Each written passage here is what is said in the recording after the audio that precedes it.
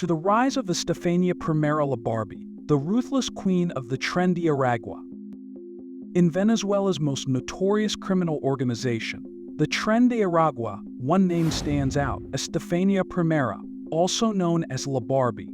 Her rise to power within one of Latin America's most violent and feared gangs has been nothing short of a dramatic and ruthless transformation, marked by her brutal tactics, strategic mind, and surprising ability to command absolute loyalty in a traditionally male-dominated sphere.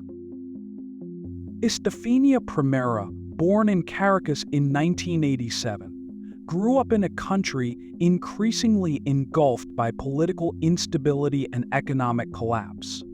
As poverty and crime spiraled out of control, many young Venezuelans were drawn into a life of crime, with gangs offering a sense of belonging and survival. Estefania, however, stood out among her peers early on for her unique appearance, earning her the nickname La Barbie due to her slim figure and doll facial features. But behind this beauty lay a steely determination and sharp intellect that would soon propel her to power.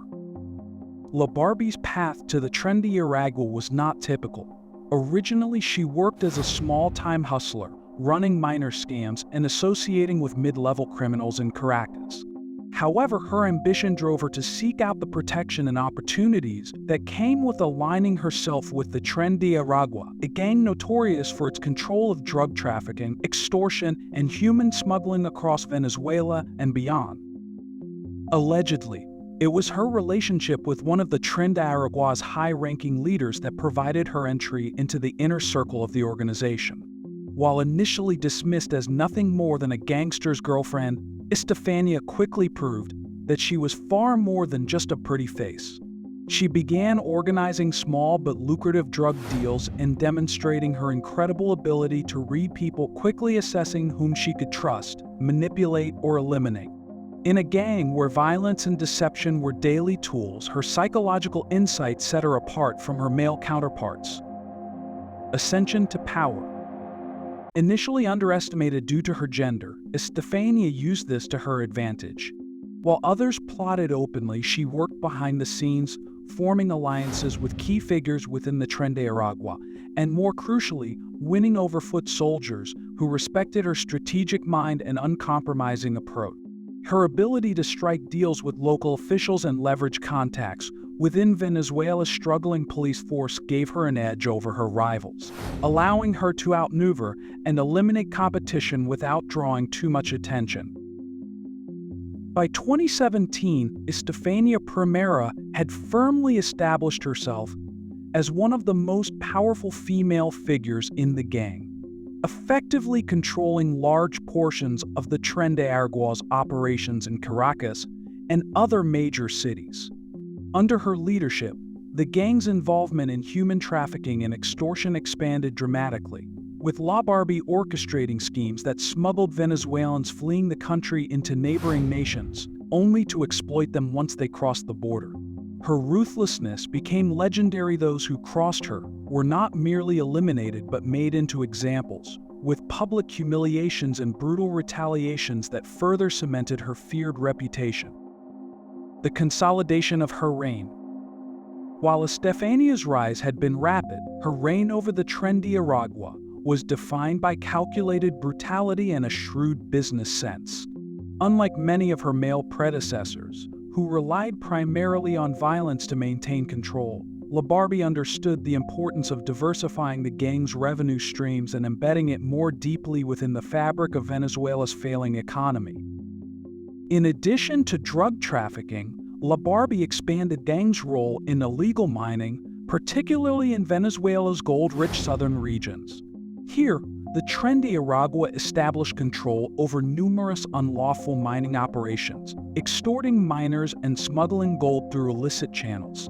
Estefania used her charm and influence to strike deals with corrupt military officials, ensuring that her operations could continue unimpeded. This enriched the gang and gave her greater leverage over local power structures. Her leadership style was a mixture of fear and loyalty. Estefania rewarded her most loyal followers with wealth and protection, offering them a sense of upward mobility within the gang's rank. However, Those who even hinted at disloyalty were quickly and brutally dealt with. Under Barbie's rule, the Tren De Aragua became more organized and expansive than ever before. Her ability to keep internal rivalries in check, combined with her flair for strategic alliances, meant that she not only retained power but also consolidated it. The gang's influence spread far beyond Venezuela's borders, with operations reaching Colombia, Brazil, and even Europe, where the Tren De Aragua became involved in the transnational drug trade. The fall of an infamous queen. Estefania Primera crossed the border illegally with her family near El Paso in August 2023. Homeland Security sources revealed that she was quickly released into the U.S. and told Border Patrol agents she was heading to Illinois. She was placed under the supervision of Immigration and Customs Enforcement's electronic monitoring technology. However, within weeks of her release, she removed the ankle monitor. Estefania Primera was arrested in El Paso, Texas, in late September 2024. Primera faces charges of second-degree felony for trafficking of persons. Primera was reportedly managing the Venezuelan crime syndicate's activities in El Paso from the Gateway Hotel, which authorities shut down following numerous complaints of illegal activities. So, according to the memo, the alleged victim identified Primera as the mastermind behind the prostitution ring. Jail records show Primera remains in custody on a $200,000 bond.